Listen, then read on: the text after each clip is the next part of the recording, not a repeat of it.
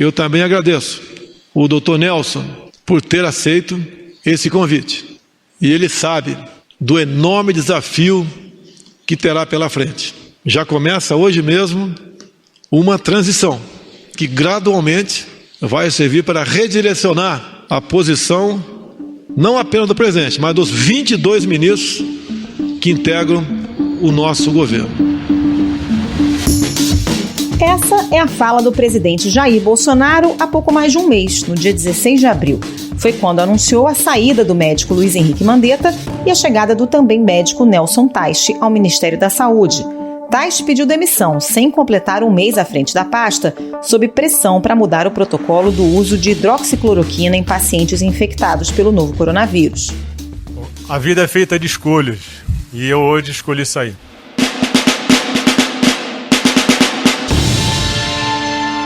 Teich ainda era ministro quando os militares passaram a assumir postos estratégicos na máquina da saúde. O primeiro nome foi justamente o do general de divisão Eduardo Pazuello, ex-comandante do Exército na Amazônia, que agora ocupa a vaga de ministro interino. Pazuello já dava as cartas no ministério enquanto Teich seguia no cargo. Indicou 7 militares para postos administrativos, apesar de dizer, ainda na condição de secretário executivo, que estava impressionado pela qualidade da equipe deixada por Mandetta. O trabalho efetuado até agora pelo Ministério da Saúde e sua equipe de secretarias, excepcional. Verifiquei pessoalmente quanta coisa já foi feita. E o planejamento já foi feito. Agora nós temos a conduta. Mas os dias passaram, Teich não assinou o novo protocolo para uso da cloroquina e saiu. Aparentemente, a avaliação sobre a equipe também mudou. O Diário Oficial da União trouxe a nomeação de 9 oficiais das Forças Armadas para cargos estratégicos no Ministério da Saúde. Eles vão controlar, por exemplo, áreas de planejamento, orçamento, finanças, inovação, além de assessorias da Secretaria Executiva e também do ministro. A chegada dos servidores militares, com atuação destacada na área de logística, ocorre em meio à pressão do Planalto, não apenas para mudar o protocolo sobre o uso de um medicamento, mas também para alterar as regras de isolamento social, que continuam sendo preconizadas pelo Ministério. Em meio à chegada dos militares, o presidente Jair Bolsonaro afirmou na noite desta terça-feira, em uma live com o jornalista Magno Martins, que o general Pazuello vai editar nesta quarta um novo protocolo para o uso da cloroquina no início do tratamento. O que significa a ocupação de funções estratégicas no Ministério pelos militares? Qual é o desafio para essa nova equipe? Como eles podem ajudar no controle da Covid-19? Esses são os temas do Ao Ponto desta quarta-feira. Eu sou o Roberto Maltic, estou com a Carolina Mourão, os dois em home office, e nesse episódio a gente conversa com o repórter Leandro Prazeres, da sucursal de Brasília, e com a professora Ana Maria Malik, coordenadora de saúde da FGV em São Paulo e uma das principais especialistas do Brasil na gestão da saúde pública. Fique com a gente. Leandro Prazeres, depois da saída do ex-ministro Luiz Henrique Mandetta, a gente viu não somente a chegada do ex-ministro, já Nelson Teich, que pediu para sair, mas também uma chegada muito incisiva de militares. Antes mesmo desses 9 indicados na terça-feira, ao longo das últimas semanas a gente já teve militares chegando. Qual é o nível de influência que eles têm agora nas políticas públicas no Ministério, fundamental no combate à pandemia? Bom, hoje o nível de influência dos militares no Ministério da Saúde é muito grande. É algo que os próprios servidores do Ministério, servidores de carreira, dizem que não tem precedente na história recente do país. Além do general Pazuello, que hoje ocupa interinamente o Ministério, nós temos o número 2 dele, é o Elcio Franco, também é um militar, e pelo menos outros 15 militares que a gente conseguiu mapear aqui, ocupando alguns postos-chave, como diretoria de programa na Secretaria de Atenção Especializada à Saúde, entre outros. Então, o nível de influência é muito grande. Leandro, e qual é a experiência desses militares que estão chegando no Ministério da Saúde? Porque o próprio ministro Pazuello não tem experiência na área, né? Ele vem da área da logística. Esses outros militares têm perfil semelhante ao do ministro interino? Exatamente. O perfil desses militares que estão chegando é muito parecido com o do general Eduardo Pazuello. São pessoas com uma experiência maior na parte de logística e muito pouca experiência na parte de política pública aplicada à saúde. Talvez quem tenha alguma experiência maior entre esses militares que foram nomeados mais recentemente é o atual secretário executivo da pasta, que é o Elcio Franco, porque ele foi secretário de saúde do estado de Roraima durante um período curto de tempo no ano passado. Mas fora ele, a maior parte das pessoas que entrou aqui são pessoas que atuam na área de logística e finanças.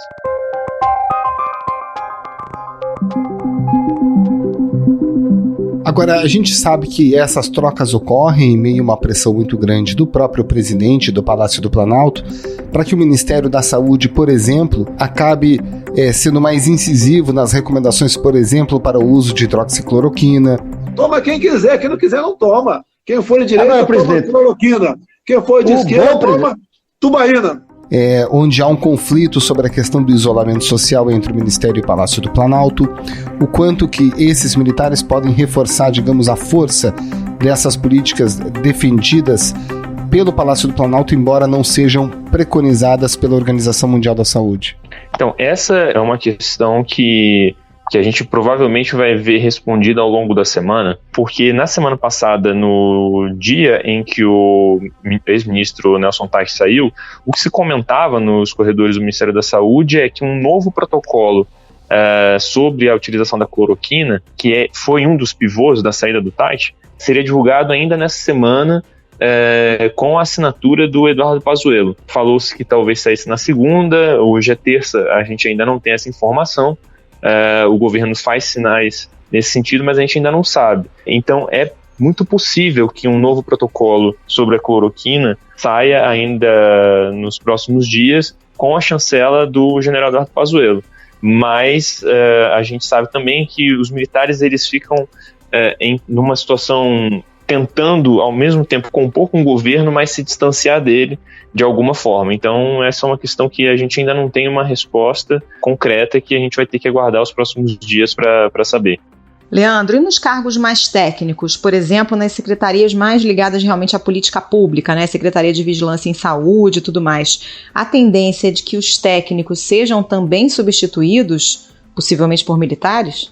Então, o que a gente fez um levantamento, a gente tem trabalhado num levantamento sobre os cargos que foram preenchidos por militares, e a gente observou que, exceto pelo general Pazuello, que hoje está como ministro interino, e o Elcio, que é o seu secretário executivo, a maior parte desses cargos que foram preenchidos, eles estão relacionados exatamente na parte de logística e finanças. A gente tem algumas pessoas que foram nomeadas como diretores de programa da Secretaria de Atenção Especializada à Saúde, que é uma secretaria muito focada na execução de política pública.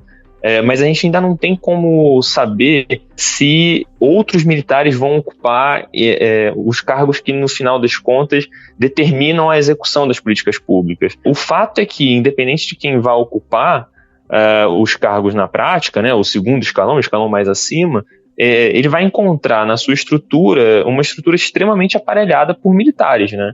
Então fica difícil imaginar que quem quer que vá ocupar esse cargo, seja militar ou civil, vai ter muita margem de manobra, considerando que os seus subordinados serão, na maior parte, militares, né?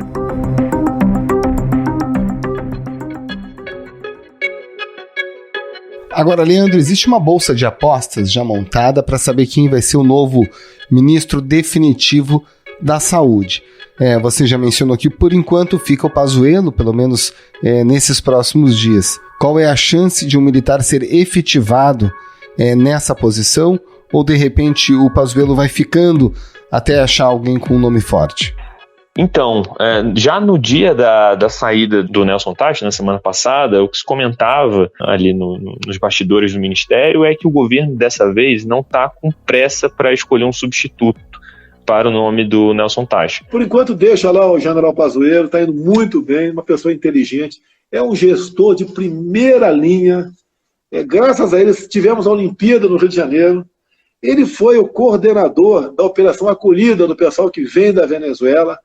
Ele é de intendência, é um tremendo de um gestor, está fazendo um excepcional trabalho lá. Diferentemente do que ocorreu quando saiu o ex-ministro Mandetta, que foi uma crise muito grande, uma das maiores crises do governo Bolsonaro, e havia ali uma necessidade muito urgente de se fazer uma substituição com algum nome que tivesse uma chancela ou uma pecha de nome técnico, né? E aí se escolheu o Nelson Taches para o cargo.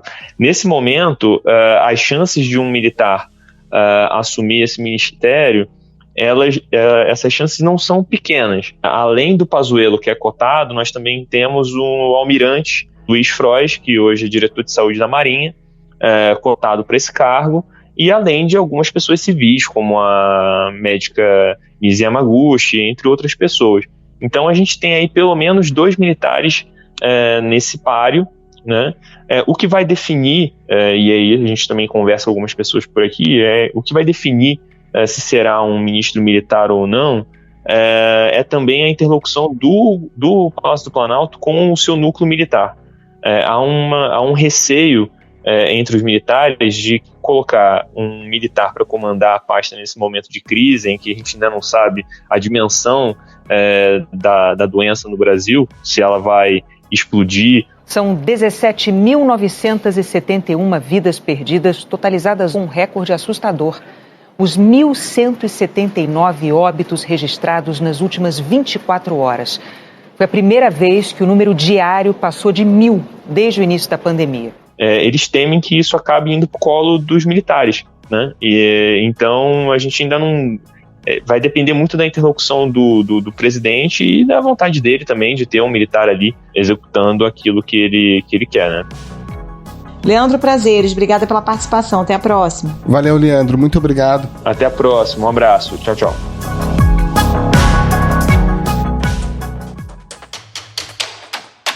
Professora Ana Maria Malik, como é que a senhora acompanha a chegada dos militares ao Ministério da Saúde, 9 indicados, na terça-feira, aparentemente a maioria deles sem conhecimento no detalhe da área da saúde?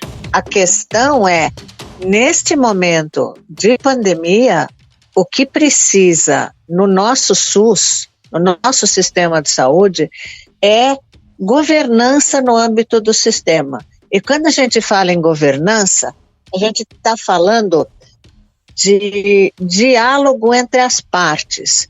Quer dizer, teoricamente, o nosso sistema tem um modelo de governança que a priori é muito complexo, porque uma das diretrizes do SUS é descentralização com comando único em cada nível do sistema.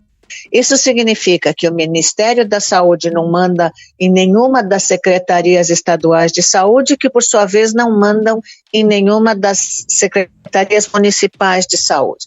Então, o que precisa é haver capacidade de concertação, de negociação e de discussão entre os 3 níveis. Existem algumas instâncias de governança que são, por exemplo, as comissões gestoras bipartites e a tripartite. Existem conselhos de secretários estaduais e municipais, mas as coisas não vão acontecer corretamente porque existe essa determinação.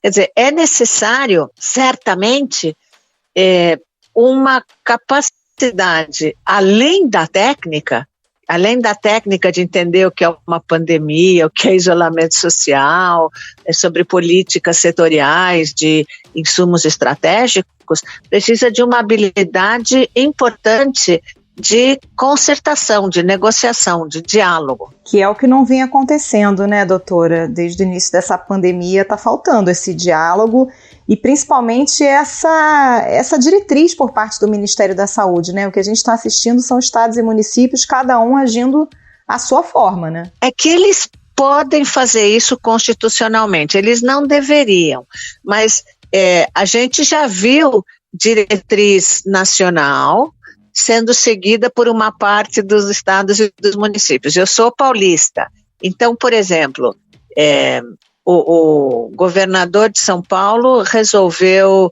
fazer alguns feriados daqui até o começo da próxima semana. Há municípios que estão dizendo que o que for feriado eventualmente municipal, eles vão aderir ou não, e eles podem fazer isso. O nosso sistema interfederativo permite isso. Então a questão é, o que não está ocorrendo é um diálogo construtivo entre as partes, né? Talvez até esteja ocorrendo diálogo, mas está havendo muito mais opiniões do que embasamento científico nas ações. O melhor anteparo, a melhor defesa que você pode ter do vírus é uma vida saudável. Tem gente que não consegue, até porque não tem recurso para ter uma razoável alimentação.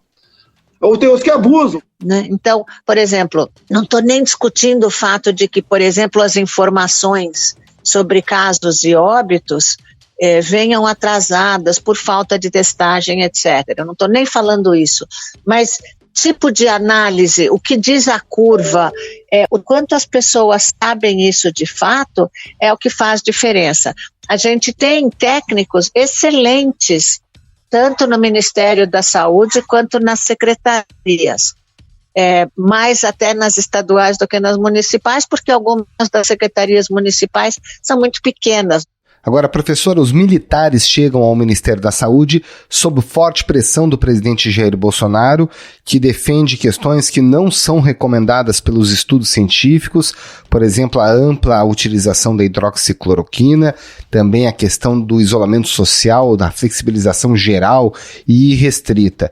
O quanto que eles estão mais aptos a atender a essas demandas que vêm do Palácio do Planalto. Na verdade, o fato de ser militar nem garante, nem impede que a pessoa tenha uma boa formação técnica. O fato da pessoa ser militar é só uma formação a mais que ela tem. A gente sabe que existem profissões que são, ou ocupações que são mais, entre aspas, disciplinadas do que outras. Agora, a questão fundamental é que no âmbito da governança do SUS, não existe hierarquia. O que eu estava falando, o ministro da Saúde não manda nos secretários. Então, o que precisa é disposição para dialogar.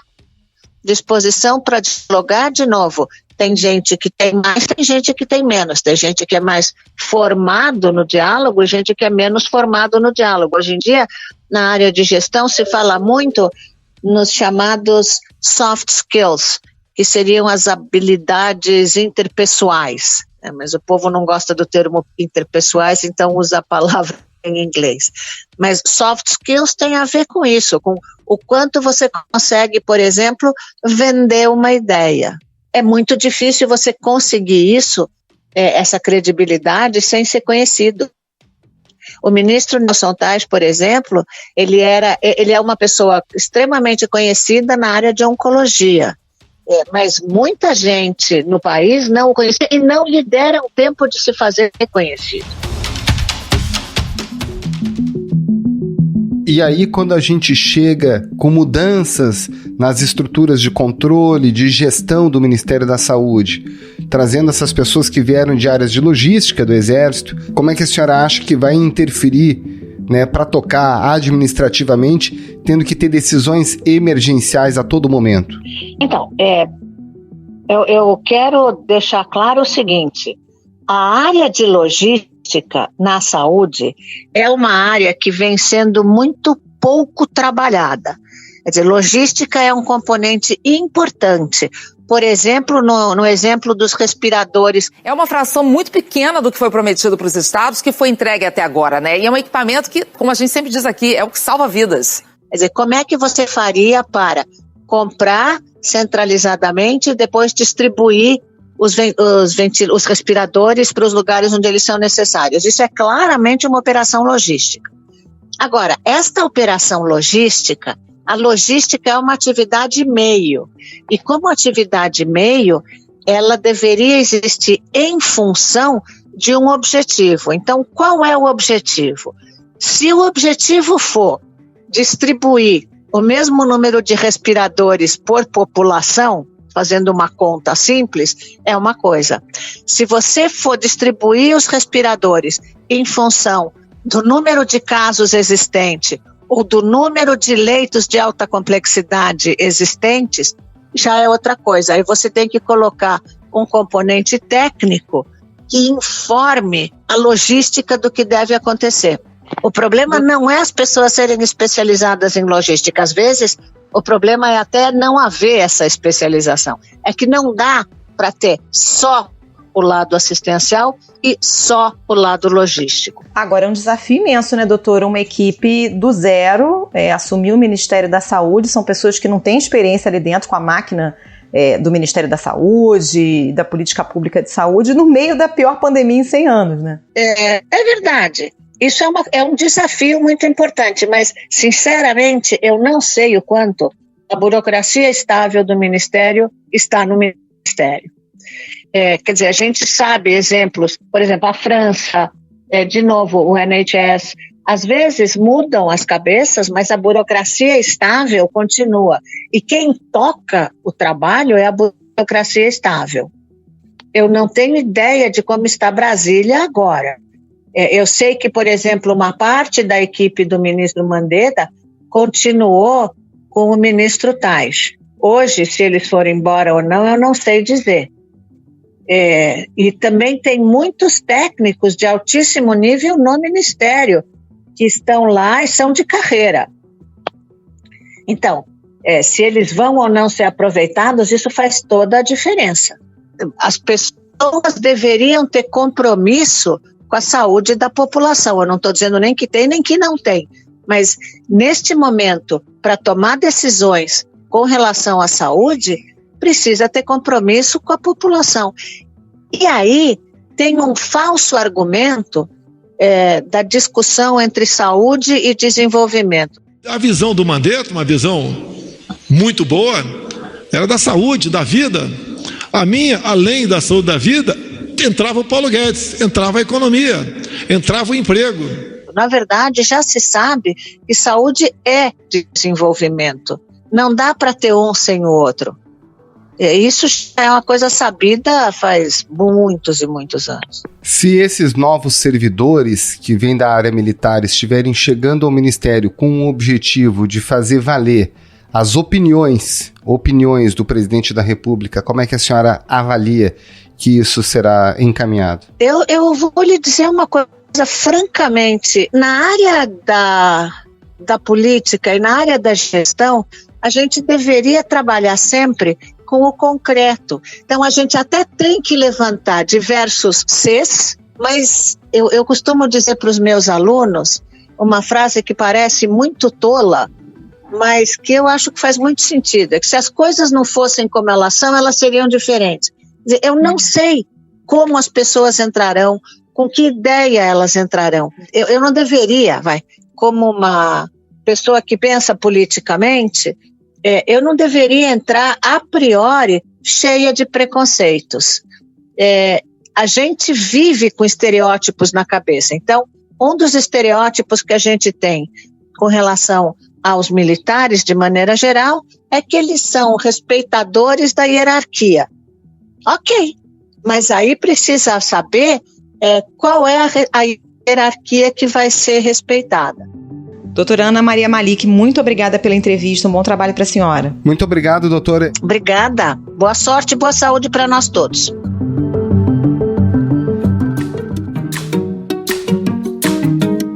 Esse foi o Ponto de hoje, o podcast diário da redação do Globo. Nessa conversa a gente conta com a participação de toda a equipe do jornal, as mesmas pessoas que levam até você informação e análise de qualidade todos os dias. Quer saber mais? Assine o Globo. Acesse assineoglobo.com.br e confira todas as notícias e reportagens especiais. Lembrando que todo o material de utilidade pública relacionado ao coronavírus está gratuito. Não precisa ser assinante do Globo. A edição é do João Guilherme Lacerda. Tchau. Até mais.